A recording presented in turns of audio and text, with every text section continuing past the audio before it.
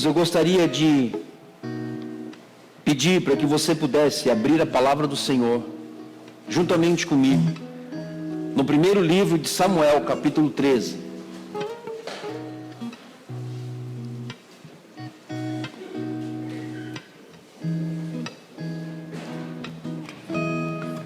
Primeiro livro de Samuel, capítulo 13.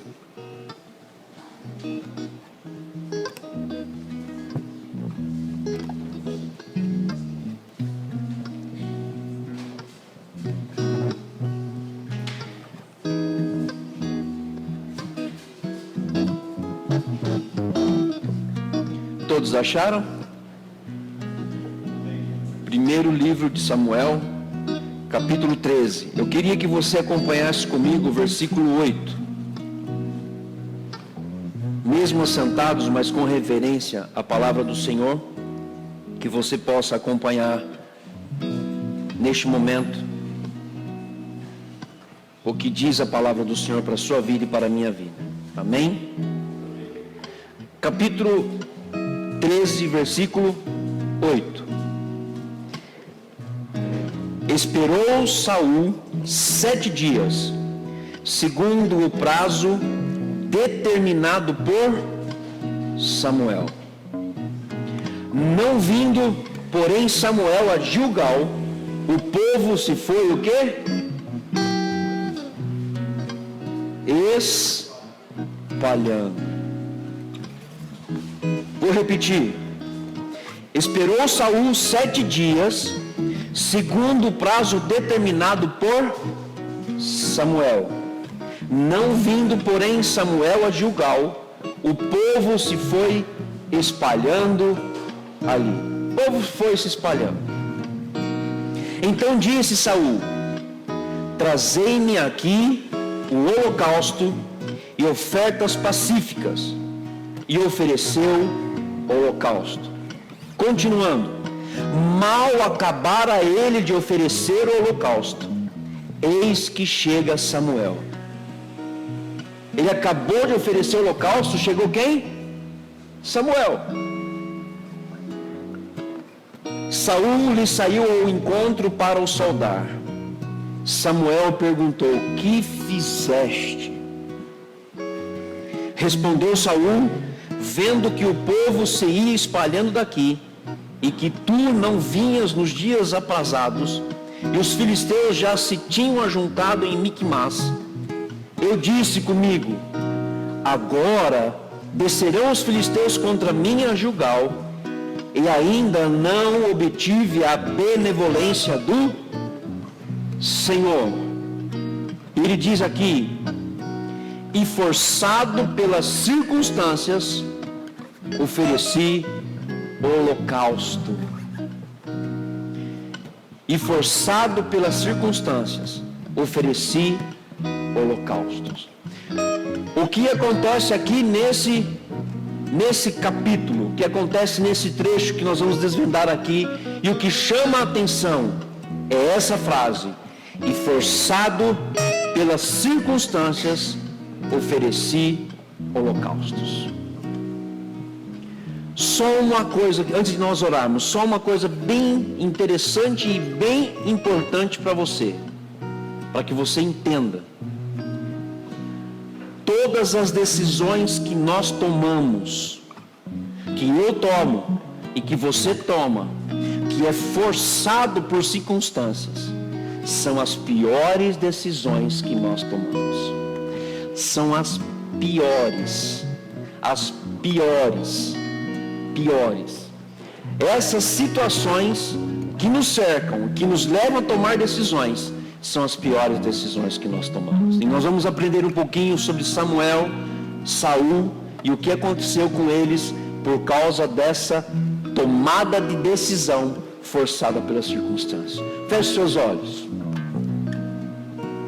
Nós vamos orar. Pai, em nome do nosso Senhor e Salvador Jesus Cristo, eu quero glorificar o Teu nome. Eu quero bendizer o Teu nome por tudo o que o Senhor tem feito por nós. Pai, neste momento que nós vamos ouvir a tua palavra, ministrar a tua palavra. Eu lhe peço, ó Deus, que cada coração aqui esteja aberto, cada coração aqui esteja sensível à tua voz, cada ouvido, ó Deus, que possa estar tapado, venha ser destapado agora em nome do Senhor Jesus, para ouvir a palavra do Senhor. Deus, que toda artimanha do inimigo caia por terra, que toda situação adversa caia por terra, mas o que permaneça nos nossos dias e que permaneça em nós, seja a tua palavra. Deus, me use como um carteiro, a entregar uma mensagem, ó Deus, de poder, uma mensagem, ó Deus, que venha de encontro ao coração de cada um aqui. E que nós saiamos daqui no final desta reunião, deste culto, alimentados, fortalecidos e fundamentados na tua palavra. Eu oro a Deus pedindo a tua graça sobre a minha vida e sobre a vida de cada um aqui, em nome de Jesus. Amém. A palavra do Senhor diz assim: e forçado pelas circunstâncias, ofereci holocaustos. Ok, vamos voltar um pouquinho aqui no capítulo 13, no versículo 1. Havia uma guerra entre israelitas e filisteus. Essa guerra sempre ocorreu. E essa guerra, ela não acaba, e ela não acabou, e continua até hoje. Continua assim, o versículo 1 diz assim: um ano reinara Saul em Israel. No segundo ano do seu reinado sobre o povo, escolheu para si 3.000 homens de Israel. Estavam com Saul 2.000 em Miquimás, e na região montanhosa em Betel, e 1.000 estavam com Jonatas, em Gibeá e Benjamim. E despediu o resto do povo, cada um para a sua casa. Quem era Saul? Saul, um rei instituído ali, ungido por Deus, escolhido por quem? Pelo povo. O povo escolheu Saul. Chegou uma hora que o povo disse assim: nós não queremos mais viver da forma que nós estamos vivendo, queremos um rei. Deus tem tudo em suas mãos, e o plano que Deus tem nas mãos dele não pode ser frustrado. Esse plano é perfeito, mas entrou a intervenção de um povo que exigiu de Deus um rei. E Deus falou assim: então tá bom, escolha um rei. Escolheram Saul. Um rei que aparentemente era maravilhoso, mas com decisões totalmente erradas. O que aconteceu? Saul, ele foi rei de Israel. Brigou, lutou, fez as coisas que tinha que fazer. Se você analisar um pouco da vida de Saul, você vai ver que tomou algumas decisões que ajudou e tomou várias outras decisões que não ajudou em nada. Pelo contrário, atrapalhou mais o povo ainda. O que acontece nesse trecho aqui, quando Samuel diz e faz uma menção para Saul: Saul, vá até lá onde você tem que ir, permaneça lá, e olha, é o seguinte, não faça nada durante 7 dias, porque eu vou estar lá para oferecer os sacrifícios necessários para Deus. Então vamos pensar, Saul poderia ter oferecido algum tipo de sacrifício? Não, porque ele era rei e não sacerdote. Samuel poderia fazer porque ele era sacerdote. E Samuel deu uma ordem para Saul dizendo: não faça, espere ali. E ele continua aqui. Jonatas, versículo 3, derrotou a guarnição dos filisteus que estavam em Gibeá. O que os filisteus ouviram, pelo que Saul fez tocar a trombeta por toda a terra, dizendo: ouçam isso os hebreus. Todo Israel ouviu dizer: Saul derrotou a guarnição dos filisteus. Quem derrotou a guarnição dos filisteus? Jonatas, e não Saul. Opa, mas ele era o rei. Opa, então fui eu que derrotei. E acabou. Fui eu que derrotei. Fui eu que fiz. E o que aconteceu? E também Israel se fez odioso aos filisteus. Então o povo foi convocado para junto de Saul em Gilgal. Reuniram-se os filisteus para pelejar contra Israel. 30.000 carros e 6.000 cavaleiros. E povo em multidão como a areia que está à beira do mar. E subiram e se acamparam em Miquemás, ao oriente de Bet-Avém. Preste atenção que diz aqui, reuniram-se os filisteus a pelejar contra Israel. Quantos? Um homem, né? Foi só um homem que se levantou. Não. 30.000 carros e 6.000 cavaleiros. Olha o nível de guerra que era naquela época. O negócio era absurdo. Absurdo. Versículo 6. Vendo, pois, os homens de Israel que estavam em apuros, porque o povo estava apertado, esconderam-se pelas cavernas e pelos buracos e pelos penhascos e pelos túmulos e pelas cisternas. O que acontece na situação aqui que nós observamos? O povo filisteu se levantou contra Israel. E Israel, que já era para ter em mente que já era um povo escolhido por Deus, tinha um Deus sobre todas as coisas, que Deus tinha os planos perfeitos, que todos os planos que Deus tinha para Israel, nenhum deles poderiam ser frustrados. Usou profetas para falar isso, e sempre usou as pessoas para ouvirem isso. O que acontece? O povo vê o número de pessoas, vê o exército se acampando, e eles batem em retirada. E o que acontece aqui? Olha só, porque o povo estava apertado. Aí o que acontece? Esconderam-se pelas cavernas. Eu vou dizer uma coisa aqui para você, em nome do Senhor Jesus. Você não foi criado. O seu propósito não é viver em caverna. O seu propósito não é viver em buraco. O seu propósito não é viver em túmulos. O teu propósito não é viver em cisternas. E muito menos em penhascos. Deus te criou para ser o que Ele quer que você seja. E te formou para ser o que você precisa ser diante dEle. E fazer o que precisa fazer. Deus não te chamou para viver escondido. Deus te chamou para você fazer a diferença. Deus te chamou para ser sal da terra e luz do mundo. Esse povo não conhecia isso que nós conhecemos hoje. Mateus capítulo 5, se não me falha a memória, versículo 14. Diz, vós sois o sal da terra e luz do mundo. Viram a situação e eles se esconderam. Diante de um Deus grande, que poderia fazer coisas grandes, Israel se viu tão pequeno, que precisou se esconder. Precisou se esconder. Deus não tirou o povo do Egito para viver dentro de caverna. Deus não tirou o povo do Egito para viver em cisterna, em penhascos ou em qualquer outro lugar. Mas Ele chamou uma nação santa. Ele chamou um povo que é propriedade exclusiva do Senhor. E Ele chamou esse povo das trevas para a maravilhosa luz. É o que está lá em 2 Pedro, se não me falha a memória também, capítulo 1, versículo 9. Por favor, só confirme para mim e dá um ok se é isso mesmo. 2 Pedro, capítulo 2, versículo 9. 2 Pedro, capítulo 2, versículo 9. Queridos, Ele te chamou não mais para ficar escondido. Está 1 Pedro, capítulo 2, versículo 9. Ok, agora sim. 1 Pedro, capítulo 2, versículo 9. Ele te chamou da onde?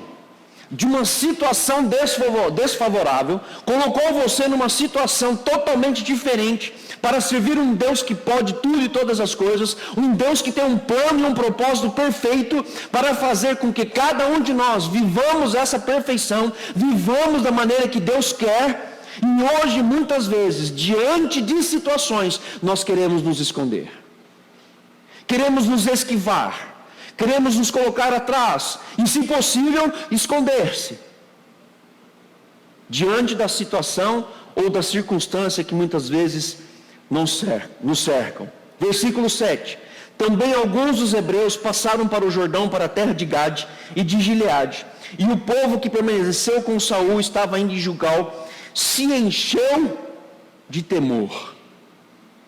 Se encheu de temor. Aqui eu quero trazer uma coisa muito interessante. Quais são os planos de Deus para uma igreja?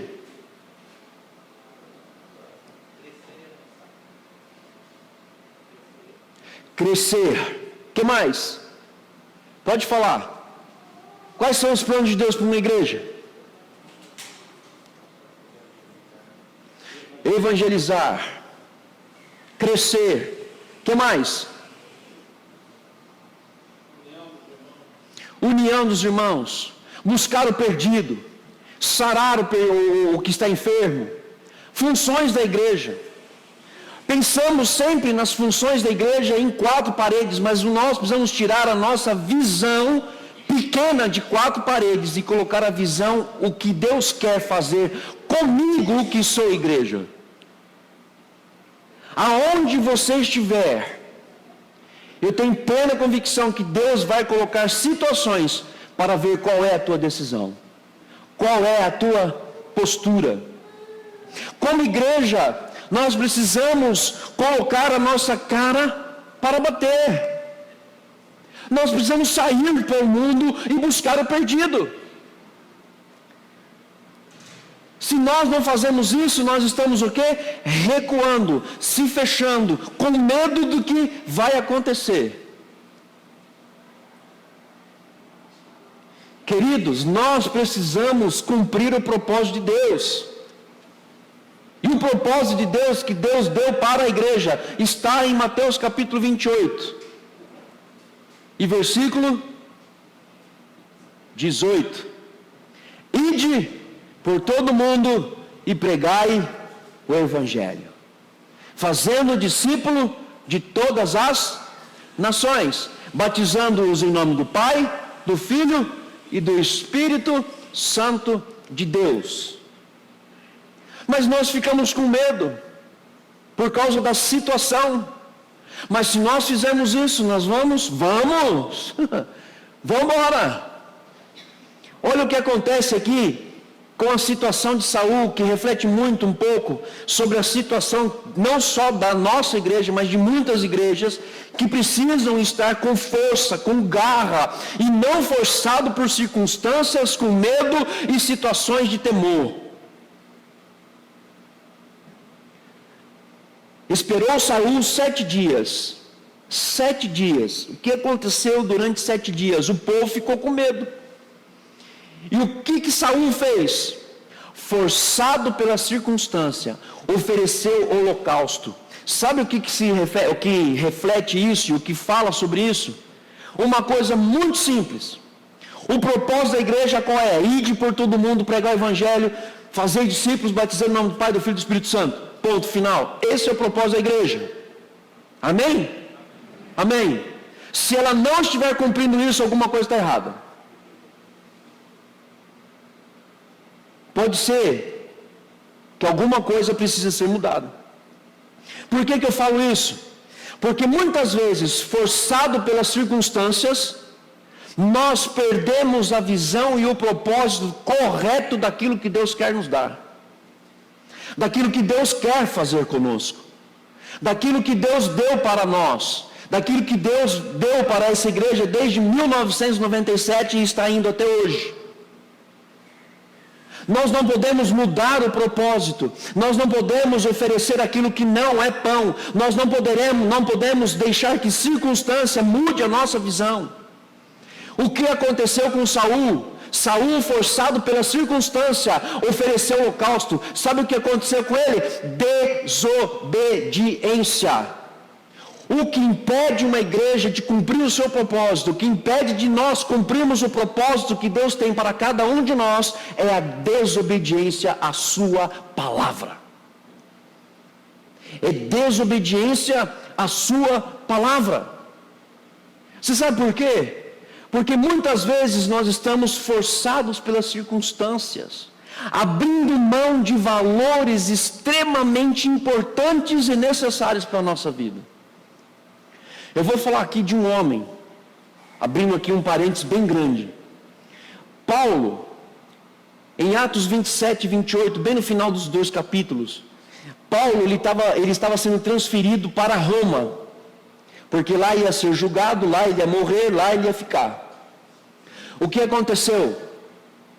Paulo disse para o capitão do navio: olha, é o seguinte, não vamos sair, porque vai ser danoso, vai ser perigoso nós chegarmos até Roma, porque a situação nessa época é difícil. O capitão do navio chegou e falou: o quê? Você está louco? Tu sabe pegar a palavra, quem sabe comandar o navio sou eu. Então fica na tua. Chamou os marinheiros, vamos? Os marinheiros concordavam.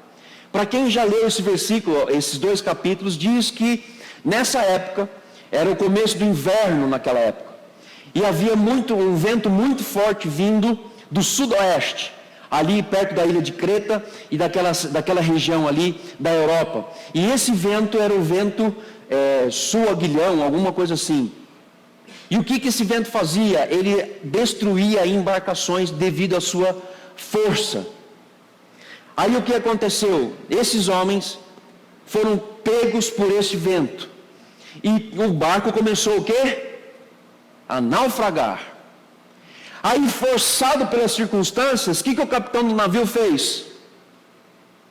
Começa a jogar as coisas para fora, porque vai afundar o navio. Começa a jogar tudo fora. Jogaram coisas preciosas do seu sustento, da sua sobrevivência no mar. E Paulo dizendo assim: eu não falei? Eu te disse. Você não quis ouvir? Não. Paulo falou assim: eu vou orar a Deus, e Deus aqui vai manifestar-se.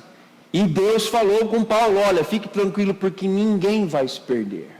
Todos vão chegar bem. Aí o que acontece? Eles jogaram valores importantes, valores de sobrevivência. Porque forçado por uma situação que Paulo já havia dito. Paulo já havia falado. Paulo já tinha falado: não vá. O doutor sabe tudo, capitão, nós vamos. Eu fico imaginando a cena, né? Paulo tentando mudar a situação, e o capitão: quem é você, cara? Eu tenho 30 anos de mar. Eu já sou mais do que coronel, eu sou Deus dos mares. Você vem falar para mim que eu não posso sair com o meu navio? É ruim, nós vamos. O que aconteceu? O navio afundou. Jogaram-se valores importantes. Vamos trazer para a nossa vida hoje? Vamos trazer aqui para o nosso dia a dia? Queridos, quais são os valores que vocês estão jogando fora da vida de vocês, porque vocês estão sendo forçados pelas circunstâncias e tomando decisões erradas? Quais são os valores que você tem abandonado na vida de vocês, ou na minha vida, forçado pelas circunstâncias, que tem deixado a cada um de nós sem foco, sem rumo e sem propósito? Talvez você tenha jogado, forçado pela circunstância, a palavra do Senhor, deixado de ler a palavra de Deus, deixado de entender a palavra de Deus, de ser dirigido por ela.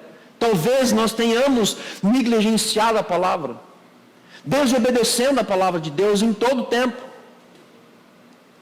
Eu gosto daquele Salmo 119, 105, que diz assim: lâmpada para os meus pés é a tua palavra, e luz para os meus caminhos. Mas forçado pela circunstância, nós desistimos da palavra do Senhor. Forçado pela circunstância, o segundo valor que nós jogamos fora é a oração.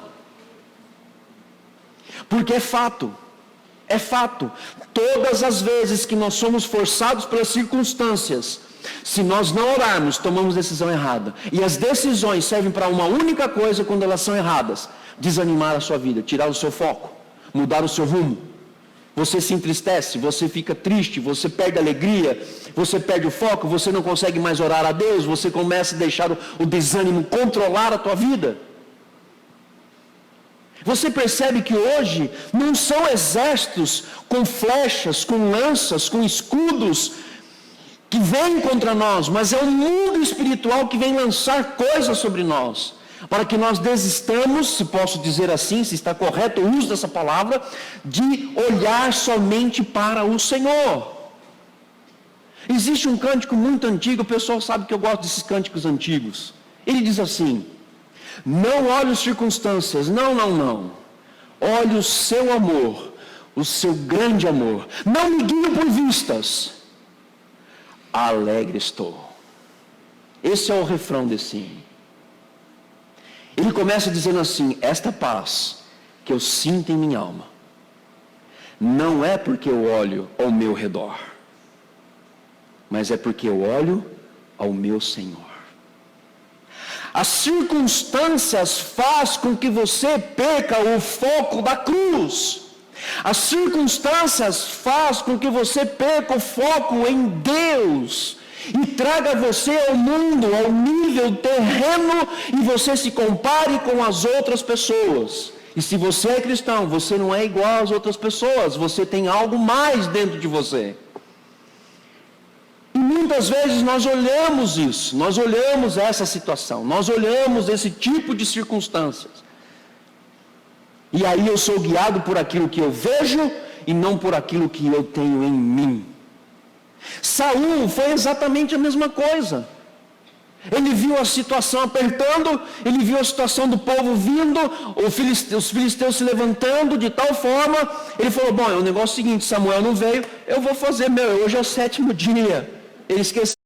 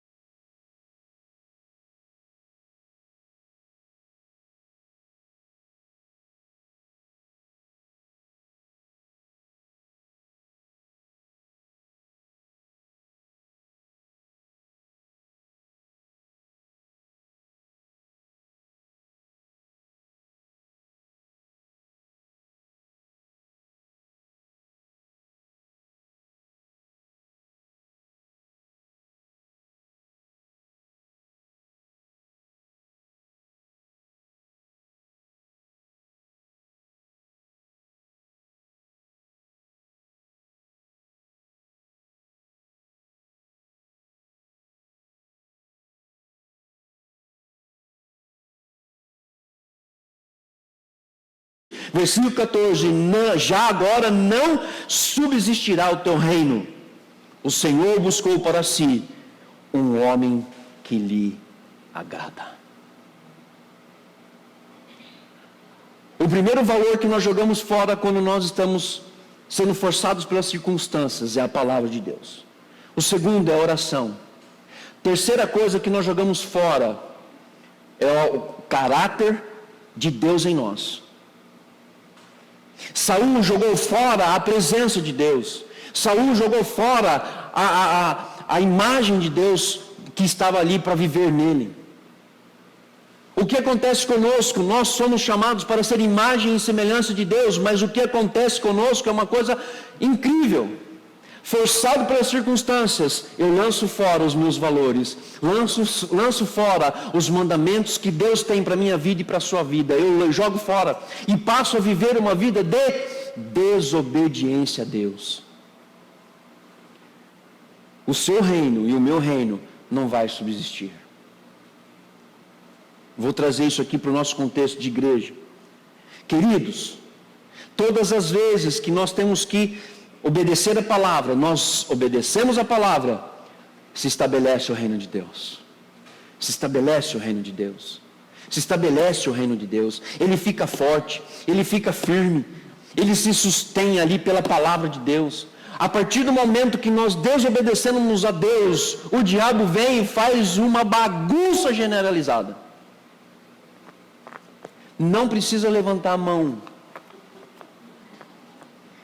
Mas se você está sendo forçado por circunstâncias e tem feito isso, mude a sua vida hoje. Transforme a sua vida hoje. Você precisa mudar a tua vida hoje. Porque caso contrário, nós não vamos subsistir. Porque um reino chamado Reino de Deus, ele só se estabelece mediante a obediência da palavra de Deus, obedecendo os mandamentos de Deus. Aí eu vou levar um pouquinho mais para frente. E aonde começa isso? Ah, pastor, é só na igreja. Ah, começa lá no culto de ensino, lá das 9 às 9h50, lá começa isso. Não. Começa onde você está. Começa na tua casa. Começa na tua empresa. Começa lá onde você trabalha. O reino de Deus precisa ser estabelecido lá por aquilo que você é diante de Deus. Obediente à palavra de Deus. Ele continua dizendo: o Senhor buscou para si um homem que lhe agrada. Eu quero só aqui fazer uma referência bem rápido. Bem rápido. Saul foi instituído lá, foi rei, o povo escolheu Saul, mas Deus escolheu Davi. A decisão de Saul acabou com o reino dele e Davi assumiu o lugar dele. O interessante é que quando você começa a desobedecer a palavra de Deus, você começa a ver que as coisas ficam difíceis, fica complicado. Aí você olha para a pessoa e vê aquela pessoa assim, nossa, aquela pessoa obedece a palavra de Deus, tem tantas bênçãos. E por que ela tem tantas bênçãos? Porque ela é, ou ele é, obediente à palavra de Deus. Obedece a palavra de Deus. E ele continua. Versículo 15. Então se levantou Samuel e subiu a Gilgal e a Gibeá de Benjamim. Logo Saul contou ao povo que se achava com ele, cerca de 600 homens. Saul e Jonatas, seu filho, e o povo que se achava com eles ficaram em Gebá de Benjamim. Porém os filisteus se acamparam em Miquemás. Os saqueadores saíram do campo dos filisteus em 3 tropas. Uma delas tomou o caminho de Ofra, a terra de Sual. Outra tomou o caminho de Bet-Horon. E a terceira, o caminho do cavaleiro do vale de Zeboim, na direção do deserto. Ora, em toda a terra de Israel, nenhum ferreiro se achava, porque os filisteus tinham dito, para que os hebreus não façam espada nem lança. Pelo que todo Israel tinha de descer aos filisteus para amolar a relha do seu arado, e a sua enxada, e o seu machado, e a sua foice. Estavam, pois, embotados os fios das relhas, das enxadas, dos forcados, dos machados, e não se podia nem aguçar uma agulhada. Sucedeu que no dia da peleja não se achou nem espada, nem lança na mão de nenhum do povo que estava com Saul e com Jonatas. Porém, se acharam com Saul e com Jonatas, seu filho. Saiu a guarnição dos filisteus ao desfiladeiro de Miquemás. O que aconteceu aqui? A desobediência trouxe consequência. Qual foi a consequência? Derrota. Eles foram derrotados. Precisaram sair fugidos. Só teve uma parte que venceu, a vitória de Jonatas sobre os filisteus, que é o capítulo 14, não convém eu entrar agora. Mas o que aconteceu com Saul? Forçado pela circunstância, ofereceu holocausto, desobedeceu. Qual foi a consequência da desobediência? Derrota, fracasso. Queridos, o que eu quero dizer para você é o seguinte: nós temos a oportunidade de muitas vezes estarmos sendo forçados pelas circunstâncias, e Deus até permite que nós sejamos forçados pelas circunstâncias, para saber qual é a decisão que nós tomamos. Quais são as posturas que nós temos? Por onde nós vamos caminhar? De que maneira nós vamos caminhar? Deus até permite que aconteça isso, para que nós possamos nos aplumar, nos equilibrar, nos fortalecer em Deus e tomar as decisões corretas. Eu gosto sempre de dizer o seguinte, e falo isso: comigo você sempre tem um não. Sempre vai ter um não. Porque muitas vezes não adianta chegar agora e falar assim: ó, pastor, eu gostaria de fazer tal coisa. Não. Eu vou pensar primeiro. Porque eu não posso ser forçado por uma circunstância a tomar uma decisão errada. E toda decisão errada tem uma consequência. Então é por isso que a gente fala, é por isso que a gente tem que entender que algumas coisas nós não podemos como igreja fazer, e nós não podemos forçar uma circunstância para que isso venha acontecer, porque não vai subsistir. Não vai. Não vai.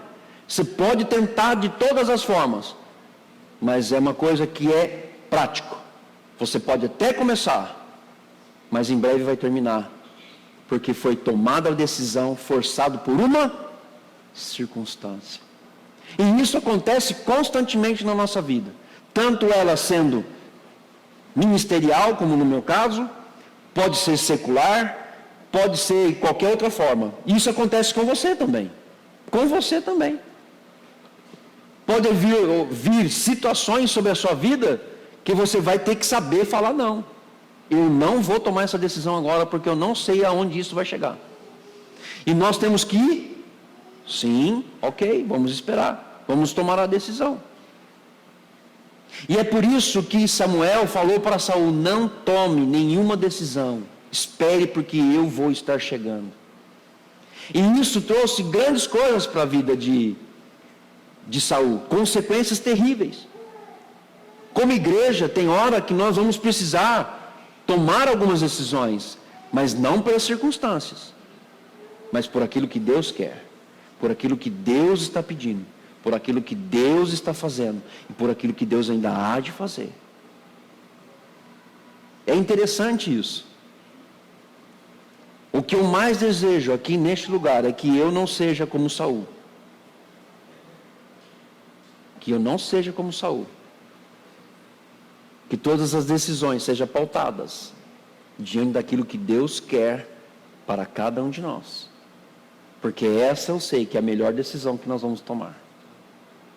Essa é a melhor decisão.